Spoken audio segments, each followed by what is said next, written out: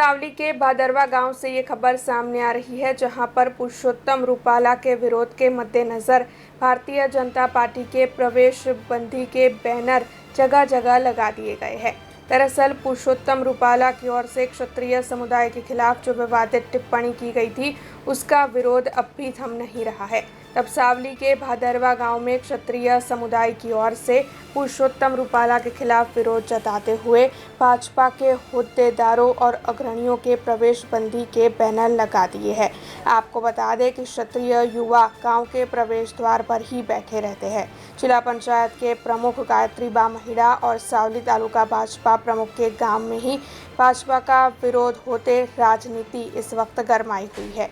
वैसे भादरवा राजपूत समुदाय की ओर से प्रवेश बंदी कार्यालय का उद्घाटन कर राजनीतिक सभा प्रचार समेत की कई प्रवृत्तियों पर प्रतिबंध फरमा दिया गया है। आज रोज भादरवा गाम खाते प्रवेश बंदी कार्यालयનું ઉદ્ઘાટન કરેલું છે।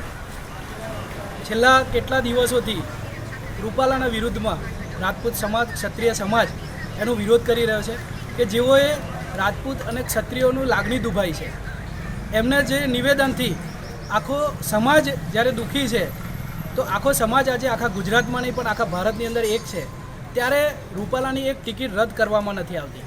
તો એના વિરોધની અંદર અમે દરેક ગામની અંદર આજે ભાદરવા ગામની અંદર પણ 80% વસ્તી રાજપૂતોની છે, ત્યારે આ ગામની અંદર પણ અમે એક નક્કી કર્યું છે, ભાદરવા રાજપૂત સમાજ તેમજ સમગ્ર ગામ અને દરેક જ્ઞાતિના ભાઈઓ અમારી સાથે છે અને એ નક્કી કર્યું છે કે ભાદરવા ગામની અંદર અમે કોઈને પણ પ્રચાર અર્થે સભા અર્થે કે કોઈને પણ અહીંયા આગળ અમે રાજકીય લોકોને પ્રવેશ કરવા નહીં દઈએ અને ખાસ કરીને ભાજપ કે જેઓએ અમારી અવગણના કરી છે એમને પણ એક ભાદરવા રાજપૂત સમાજ દ્વારા એક જવાબદાર વ્યક્તિ તરીકે હું કહેવા માગું છું કે આજે અમે આને ઢીલું મૂકીશું તો ફરી પણ આ રીતે લાગણી દુભાઈ અને ફરી પણ એવા અપશબ્દોનો ઉપયોગ કરશે તો અમે એના સંદર્ભમાં આજે અહીંયા આગળ પ્રવેશબંધી કાર્યાલય ઊભું કર્યું છે અને અમે ભાદરવા રાજપૂત સમાજ અહીંયા અડીખમ ઊભો છે, તો એનો વિરોધ કરવા માટે અહીંયા આગળ અમે એકત્રિત છે, પછી એમને એમના रीते हमें जवाब आपीશું। अब खबरों से लगातार अपडेट रहना हुआ आसान।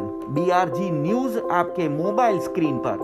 आज ही BRG न्यूज की mobile app Google play store और ऐप स्टोर से डाउनलोड करें और खबरों से लगातार जुड़े रहें।